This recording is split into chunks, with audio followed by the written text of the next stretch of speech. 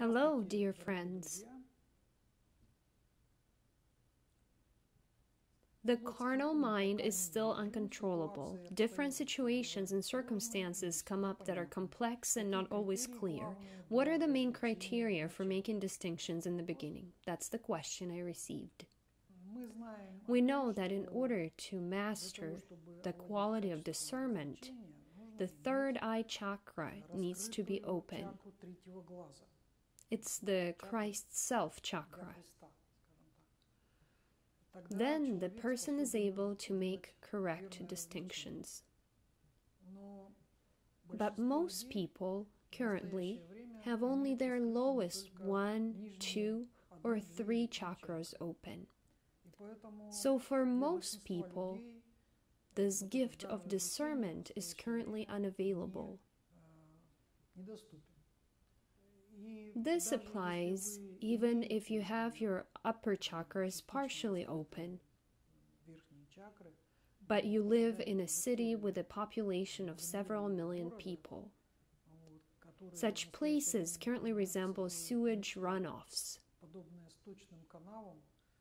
And when you get into these sewage runoffs, all the garbage settles down in your chakras, and they're no longer able to make the distinctions that they would make if, for instance, you were somewhere high in the mountains in better conditions.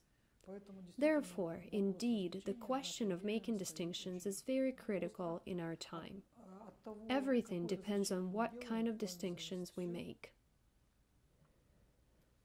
The choice of food, the choice of housing, the choice of our life path, work, life partner, the place where your children will study, the educational institution for them, government elections,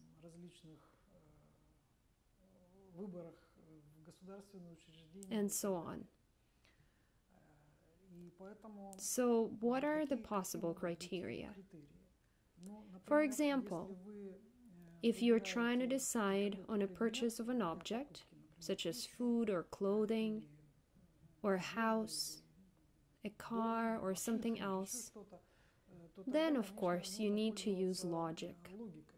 Logic and comparison of different pieces of information from different sources.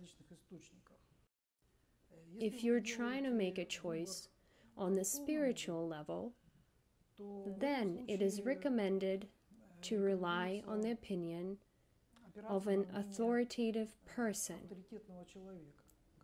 who can explain it to you and share their experience with a particular question. If you're choosing what to do in a particular life situation, then it makes sense to analyze the motive that is driving you.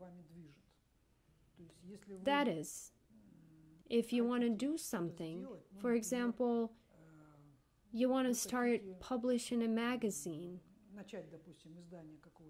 or a book or do something else in order to earn money. If you are doing this just to make money, then I would think about whether it is the right motive.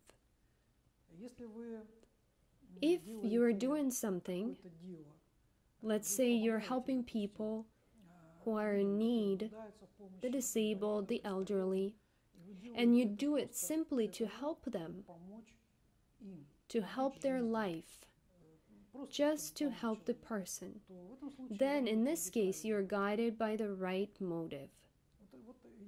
I would use these criteria if I were talking about myself.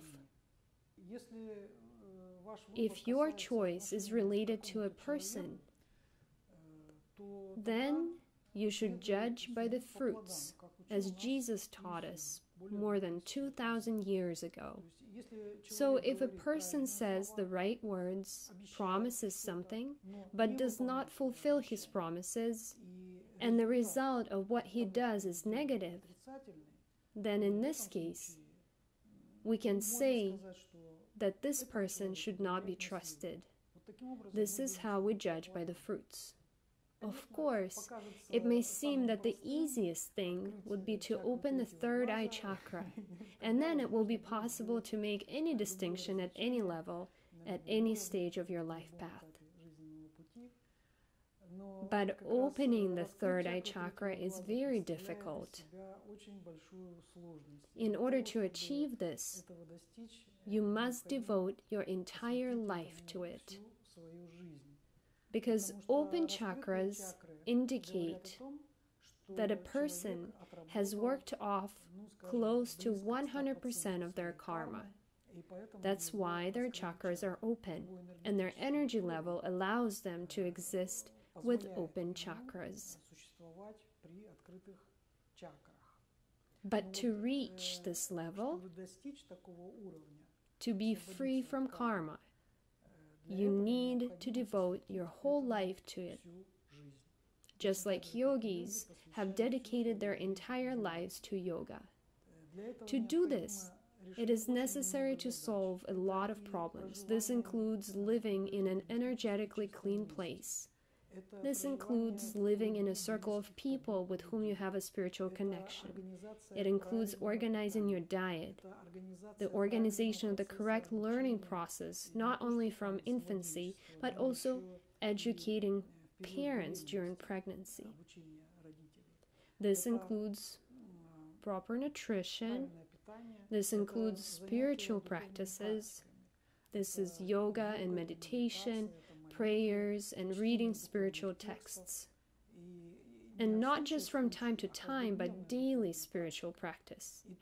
And only by solving these problems in combination for 10 years, 20 years, and even a lifetime can one approach, to one degree or another, the energy level at which it is possible to receive the gift of distinction.